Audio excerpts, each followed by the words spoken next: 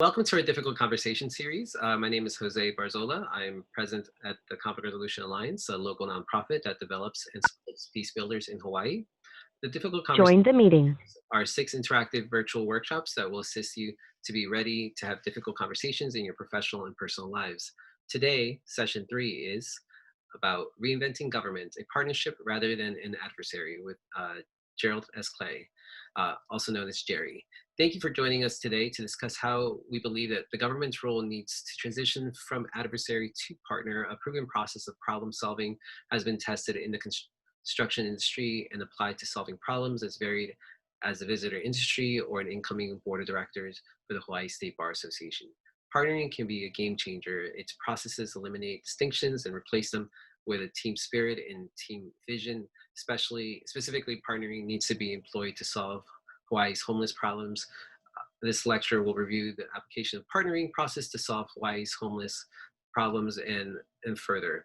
And so we are very honored today to have with us Jerry Clay. And for all of you who may not know a little bit about Jerry, I'm just going to read his bio a little bit. And so Jerry has practiced law for over 50 years and is the author of Before You Sue, An Introduction to Mediation.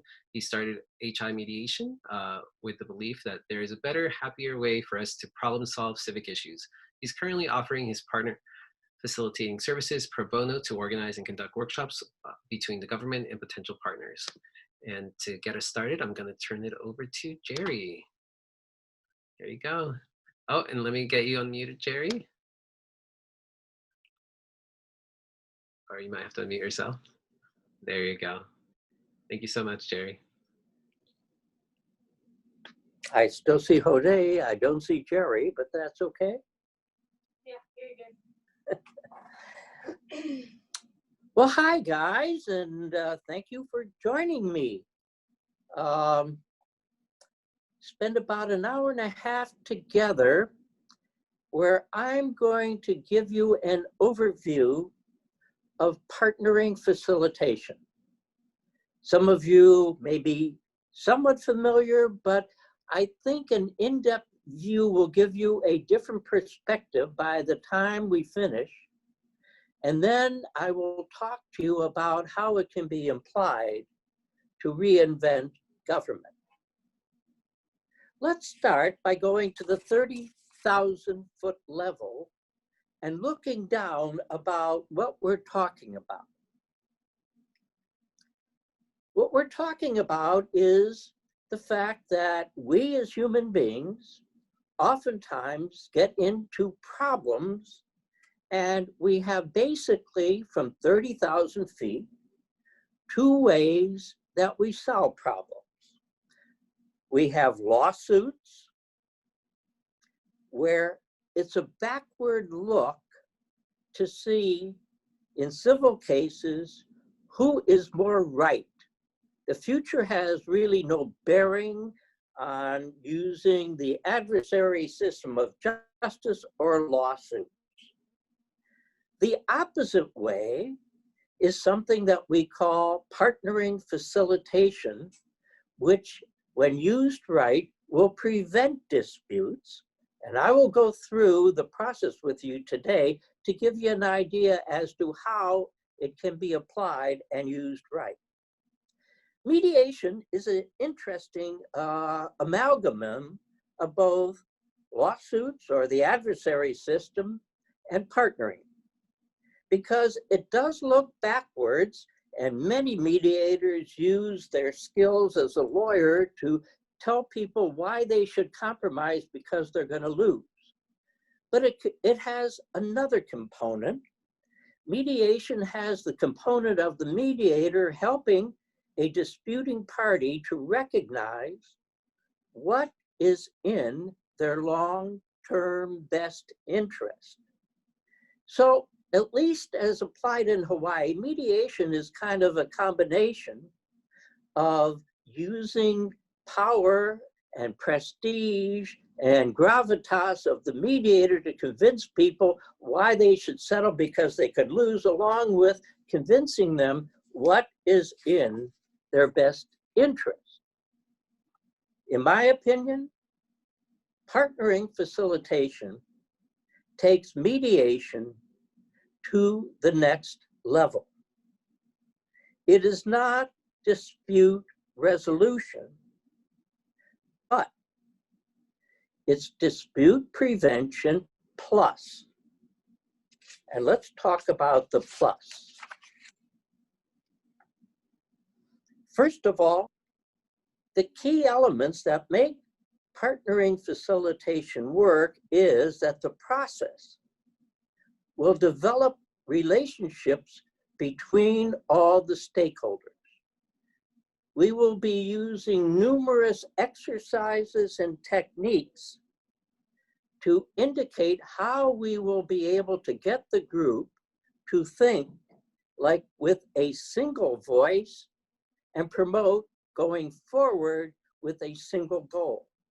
There are many techniques in the partnering facilitation toolbox, and I will share some of those techniques as we go along. The last thing that makes partnering so powerful is the fact that the stakeholders will build or develop an agreement that they say they will aspire to carry out and have happen. Join the meeting. It is not based on any kind of legal enforcement, but rather it is a document that people feel morally it is something that they want to support and go forward. Lastly, the compact gets a personal signature by every person. So let's kind of go back to basics. What is the essential element of partnering? And in my experience, it is team building. Who would be some heroes that I would say should be looked to as to what they can do on team building? And I come up with two folks, Dave Shoji and John Wooden. Dave Shoji was the women's volleyball coach at UH for 40 years, and he built 4 national championships, and he had 9 final appearances. He did something right when he got his people together so that they could work in harmony to solve a problem about winning a game. John Wooden on the right. John is a real hero. He was the UCLA men's basketball coach in the late 1940s and early 1950s. And he built a team, or he built multiple teams that won 10 national championship titles in 12 seasons. If we want to look at people to emulate, I would say people like that. Let me stop here and tell you a little bit about myself. As Jose mentioned, I've been practicing law for more than 50 years. My background, I was a construction lawyer, have been a construction lawyer. In 1984, I was trained in the art, as I call it, of mediation, and I studied it. I've written many articles. I've written a national book on it called Before You Sue, How to Get Justice Without Going to Court. And for those who may still be interested, you can find it used, usually on Amazon or Barnes & Noble or one of those. But in the early 1990s, because of my background in construction law, I got trained and learned how to use partnering facilitation, both with regard to building, but in areas outside of construction. I have partnered groups outside of construction with positive results of attaining the goals they wanted. Let's talk about 2 of those. In 1997, I was hired by the Hawaii Visitor and Convention Bureau to partner them because the visitor industry knew that the 1998 legislature was going to pass a tax on hotel rooms. And the industry wanted to have input as to how that would be implemented and how it would play out. And so I was hired to see if I couldn't get the visitor industry to come up with the ability to speak with one voice. And I'll go through a little detail about it more later. And it was a success. What the industry decided was in their best interest was made into legislation. It caused the implementation of the Hawaii Tourism Authority and the distribution of a hotel room tax. Another use of partnering facilitation occurred in 2019 when a colleague, Craig Wagnold, who is a partner in the Bays Long Firm, was going to be the incoming president of the Hawaii State Bar Association in 2013. And we chatted, and he felt it would be in the best interest of his year and his members to have a partnering before they got started. So actually, this was a one-day partnering. And at the end of the day, they had a plan for the year with goals, with how they were going to attain the goals, with who would be in charge of the goals. And at the end of the year, Craig looked back and said, the bar this past year accomplished all the goals that we set out in our partnering. One phrase he used in his letter, and by the way, you can see the entire letter if you go to my website, himediation.com, go to the menu and then hit the partnering tab and the letter will be there. But I just want to talk about one phrase that Craig used. The motivation and success we felt and enjoyed came from the fact that we collectively determined what we wanted to achieve and how we would get there. And that is the essence of what partnering can do, outside and both inside of construction. So where am I in my life? I'm going to be offering partnering facilitation services pro bono going forward, particularly during this pandemic. So, what is partnering? Why use it, and how does it operate?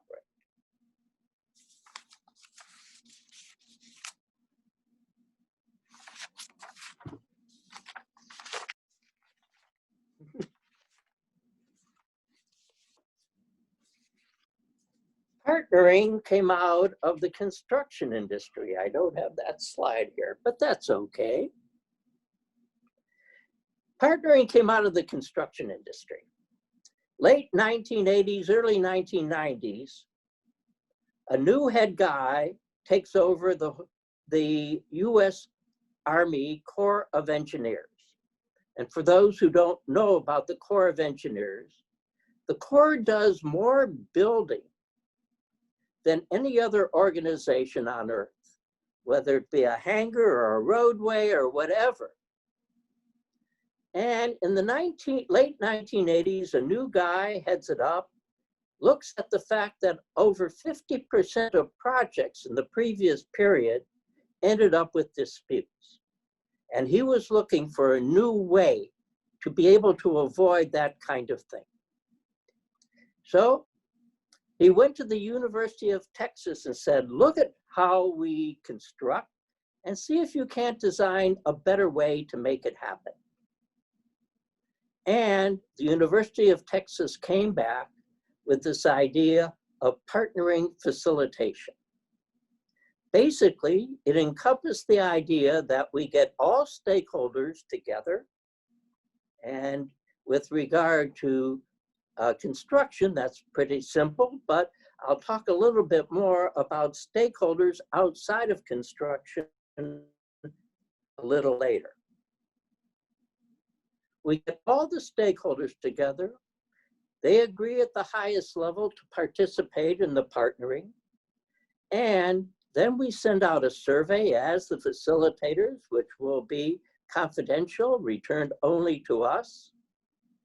And then we put people through usually a 1.5-day workshop to build them into a team to accomplish the goal that are set. I found an interesting quote really appeals to me about the essence of partnering from someone who was a colonel in the Corps of Engineers. Let me read it along with you. I am occasionally asked if partnering works. My answer is, even if there were to be no financial or performance advantages, it is clearly the ethical way of doing business. We in the Corps of Engineers are committed to our values of integrity, quality, professionalism, and esprit de corps. Our country needs capable, innovative Corps of Engineers and a capable, healthy construction industry. So let's talk about what makes partnering work. First of all, the facilitator is the linchpin that makes partnering work. And some of the things that the facilitator will accomplish, and I will tell you some of the exercises as we go along to do this, are the facilitator ensures that every stakeholder gets heard. The facilitator will remove any emotionally charged language, and I will give you an exercise that we do use to accomplish that.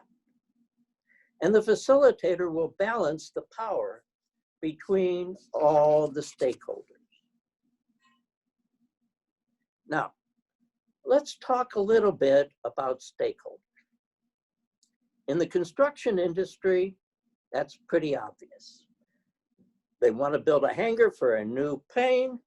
The stakeholders the Army looks at are, number one, the Army who is going to build this and hires somebody to design it and engineers to make sure it works. So you've got the designers, then you've got the builders, the people who are the low bidders to build the design. You've got the subcontractors, the people who work for the contractors. You may have in private construction lenders, you have insurers. If this is going to be built near a residential neighborhood, you might have somebody who lives in the neighborhood. Outside of construction, let me tell you about the selection of stakeholders. When I did the partnering for the visitor industry, the first thing we had to do is define who are the stakeholders for the visitor industry.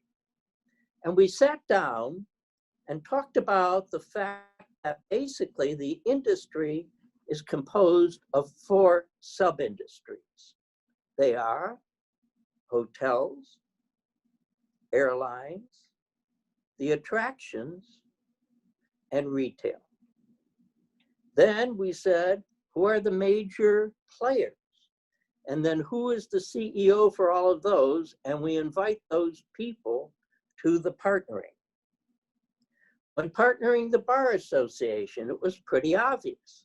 We have employees of the bar who work with the board, and then we've got the board, the incoming board.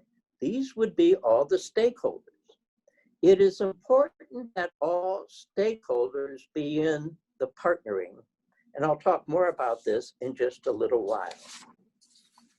The first thing that the facilitators do after they have identified the stakeholders is design a survey that is sent out to the CEO or the highest ranking person or the responsible person to represent a group with incisive questions to give us an idea how we're going to design the workshop. So questions might encompass things like, looking forward, what do you see as the 3 biggest problems? What are some possible strategies to overcome those problems? Looking forward, who do you see as a problem personality? And we might follow that up with what happened and why. How do the various stakeholders communicate with one another? That oftentimes gives us some very interesting feedback. What do you see as success coming out of the partnering? So once the survey has been sent out and the responses have been received back, the facilitators then draft the agenda. And this is kind of a generic agenda for what it would be like. We're going to now have a 1.5 day partnering, maybe 6 or 7 or 8 hours the first day and 3 hours the second day.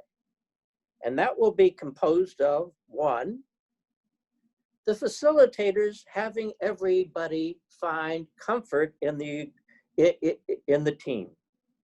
We welcome them with an overview, discuss a little bit about what is partnering, how it works, and then we have a number of fun exercises, team building exercises.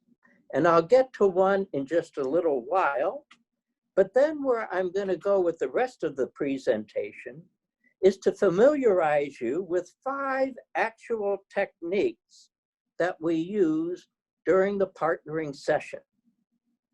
One technique is shifting the paradigm, and part of that is often a technique called the report card, a technique called rocks and gems.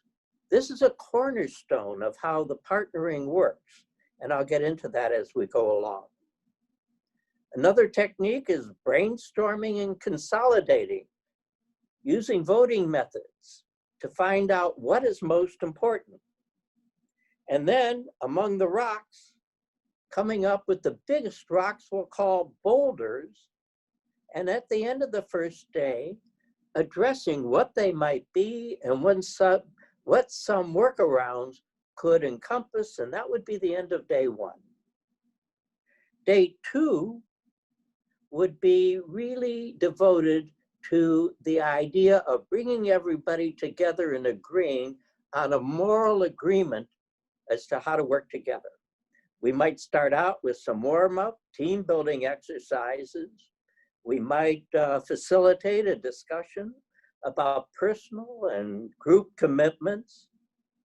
But what we are looking to do in day 2 is to build something we call a compact or a charter, which is this aspirational agreement based on moral enforcement that gets signed by all. So let me now take you through what could be a partnering workshop. Day 1. Usually, we start out with a discussion, a facilitated discussion about ground rules, because we need everybody to buy into these to make it successful. And so we would start a discussion about these 4 items. Number 1, comments. We will respect each other's views and opinions, and therefore, we will not use emotionally charged words, tones, or phrases. Then, as facilitators, we would discuss any questions, any word questions. Can you agree that you will do this way and that we, the facilitators, will help you by enforcing it? And it goes on until we get agreement, and it does always get agreement. Second rule, recognition. We will not interrupt and will only speak when recognized, unsaid by the facilitator. And a discussion about that until everybody agrees. Time. We will keep comments to 2 minutes or less. Equality. We acknowledge that everybody in this partnering retreat is equal. The second thing we often do at the beginning of the retreat is talk about consensus levels, agreeing as we vote later about what is in our best interest. And this becomes a shorthand way later on to talking about how people will come to agreement. A consensus is achieved when all participants indicate that they are at levels 1 through 4, not levels 5 and 6. So, level 1, I'm very enthusiastic with that idea and I will support it enthusiastically.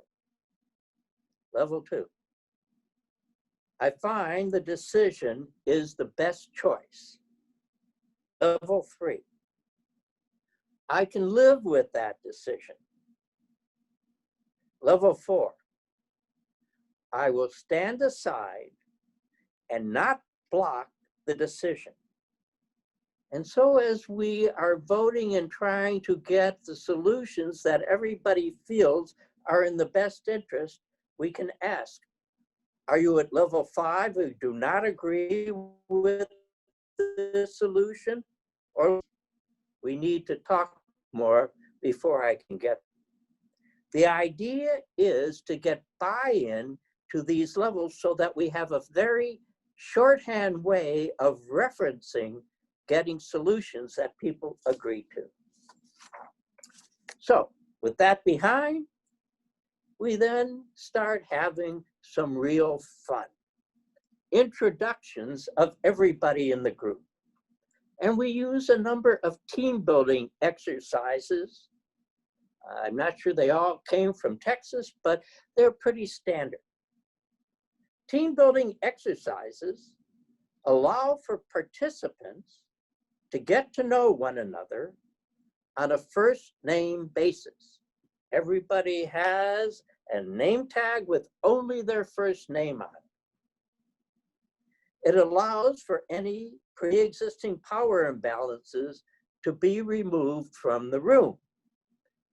So, in the extreme, if I am doing partnering facilitation on the homeless problem, stakeholders that are obvious that need to be there would be the new mayor, the police chief, and homeless people that represent different communities.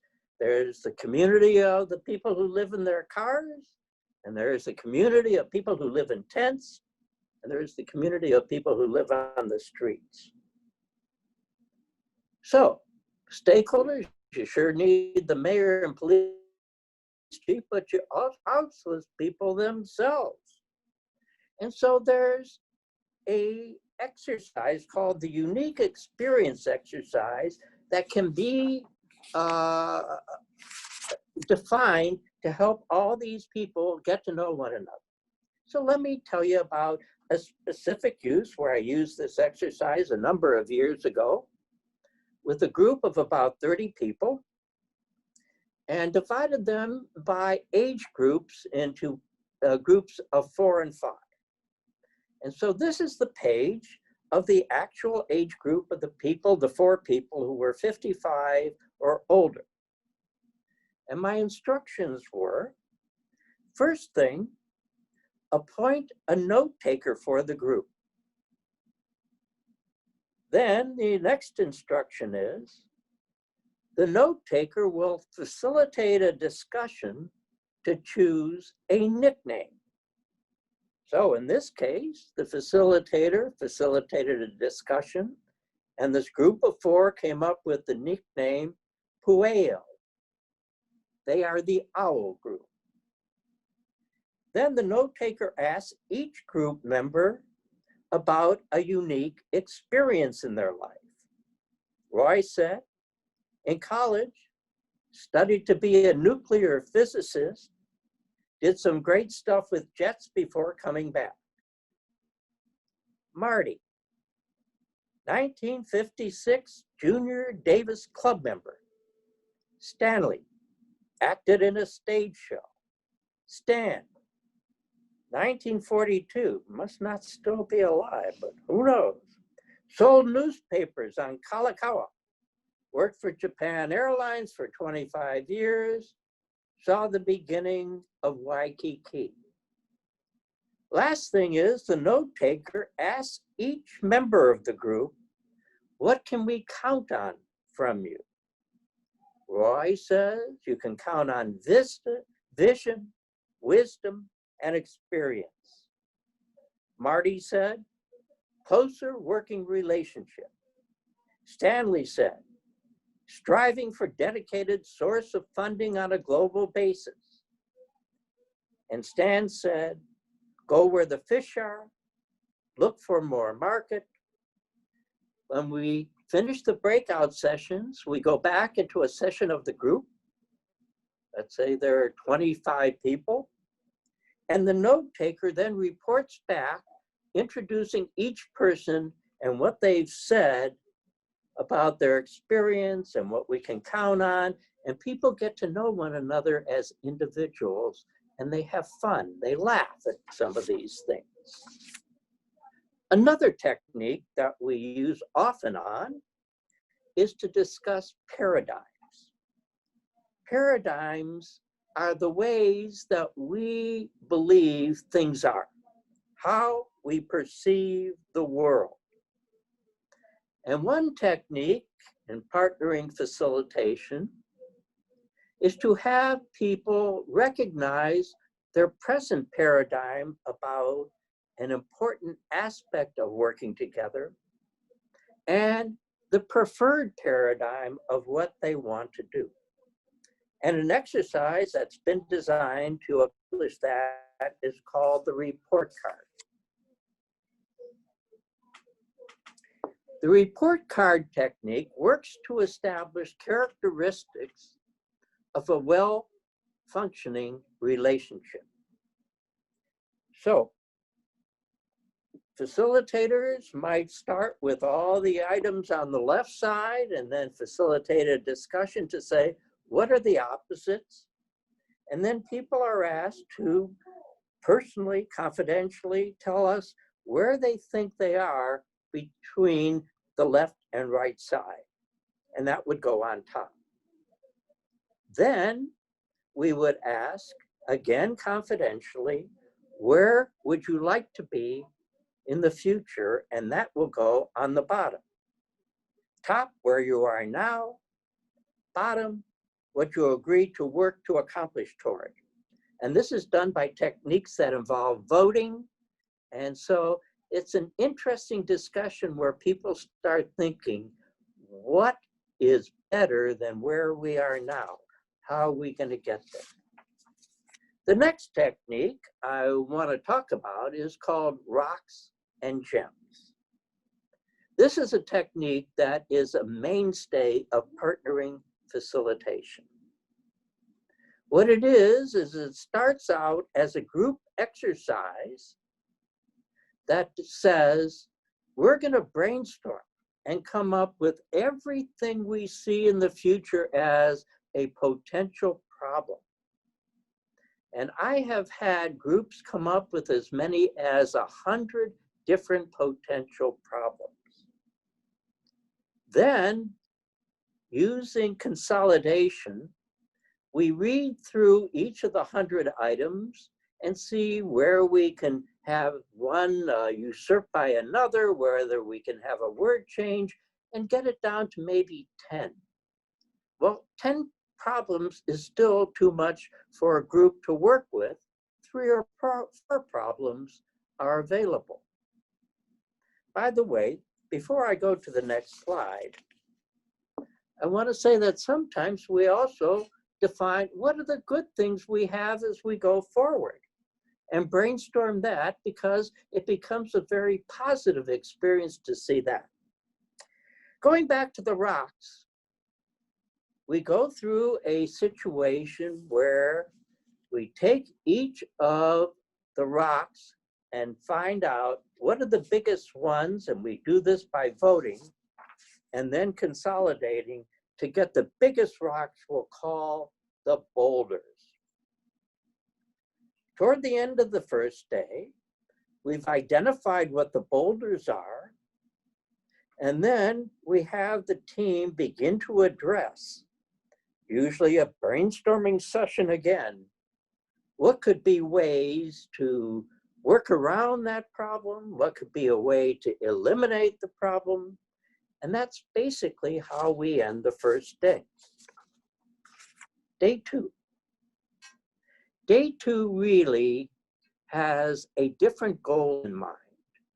The goal for day 2 is to have everybody agree as to a aspirational moral agreement that they will abide to going forward.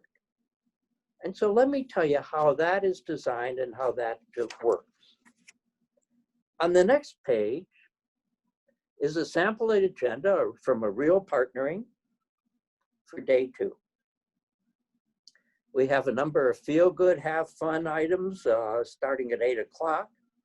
But I want to go down and have you focus on 10:30 to 12:30, 2 full hours.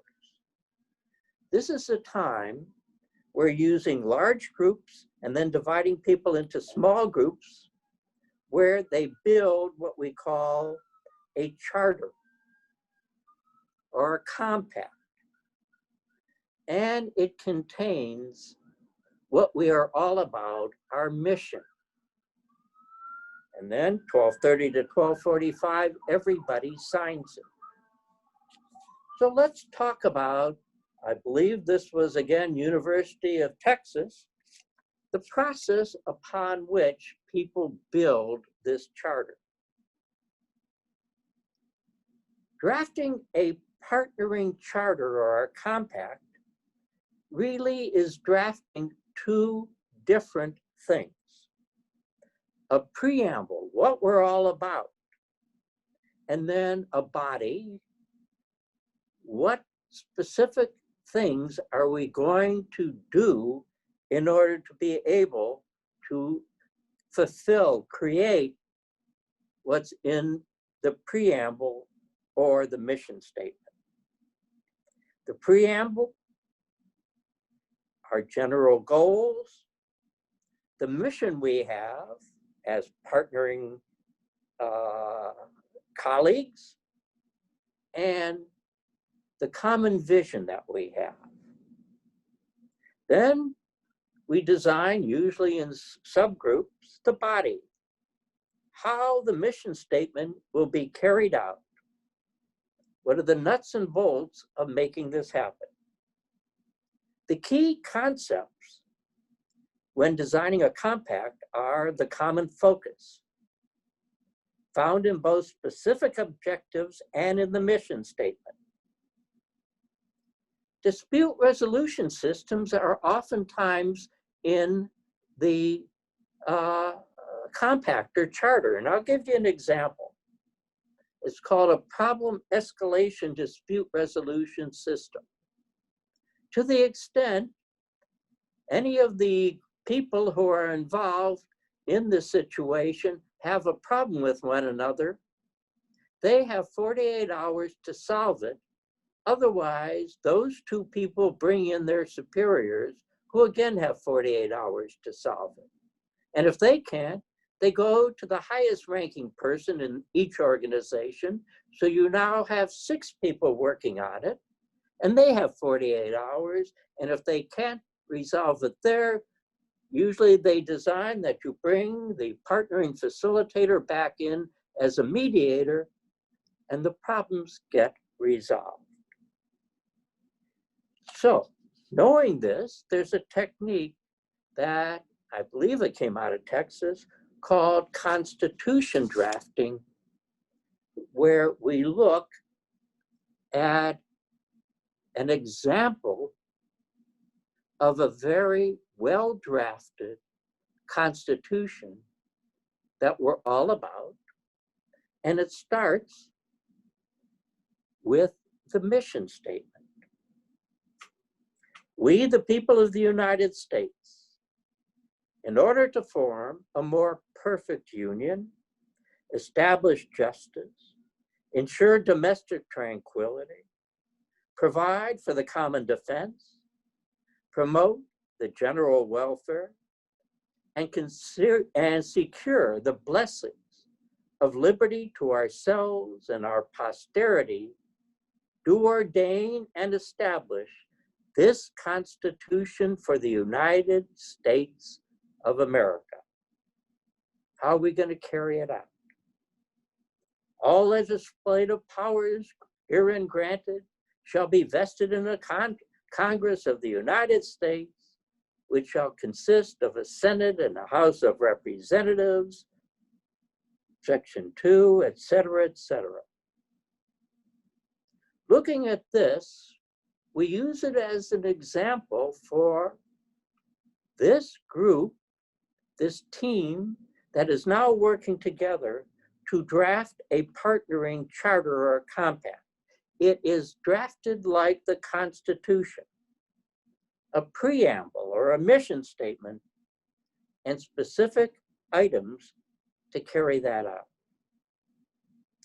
What I'd like to do next is show you an actual mission statement that comes from a construction partnering done some time ago, and thought I'd give it to you as an example of what comes back when this is done. And let me read what these folks who were partnering a multi-million-dollar parking garage next to Tripler Hospital said.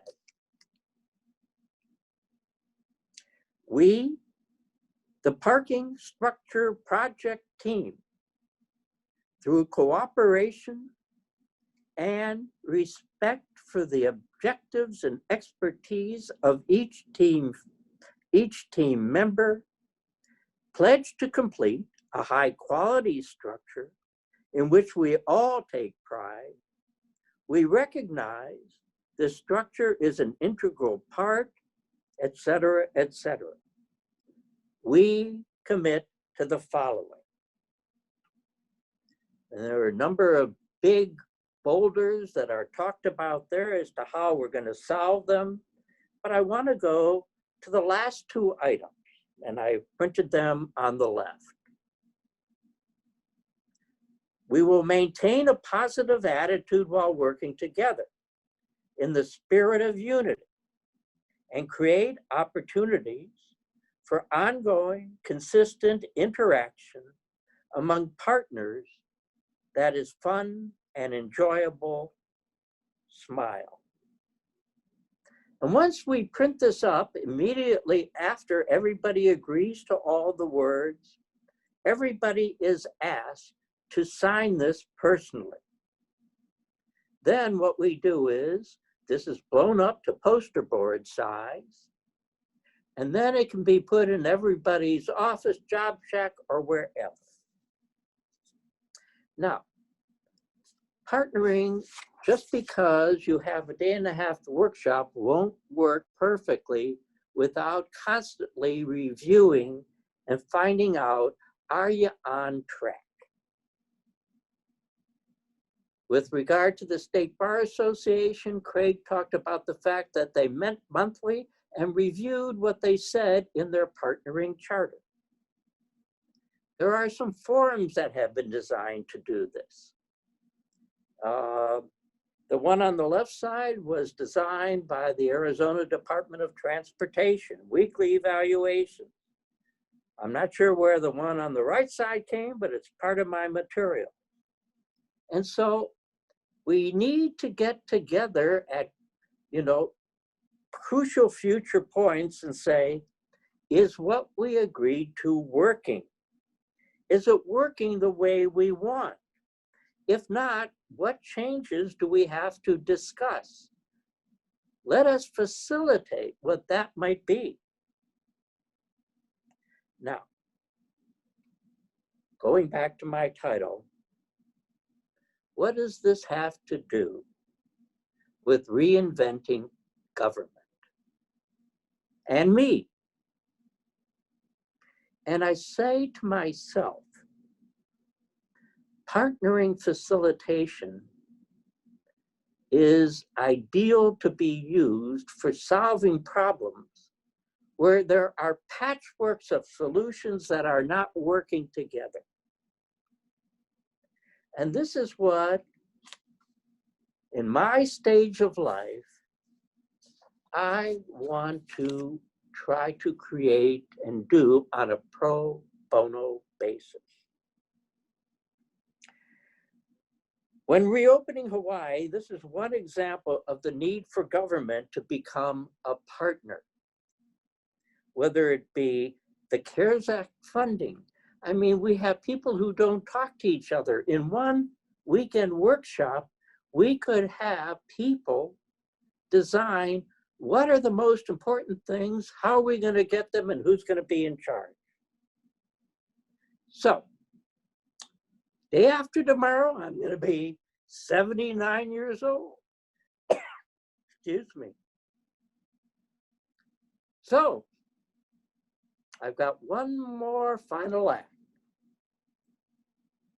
I want to see if I can't begin to spread the use of partnering. Going forward, I believe it can be used in homelessness, in health and pandemic issues, in CARES Act funding, because I know it will create a team vision with open, free-flowing communication between government and the constituency. Next one. I am offering, I'm throwing my hat in a ring to find situations where I can facilitate any large civic issue,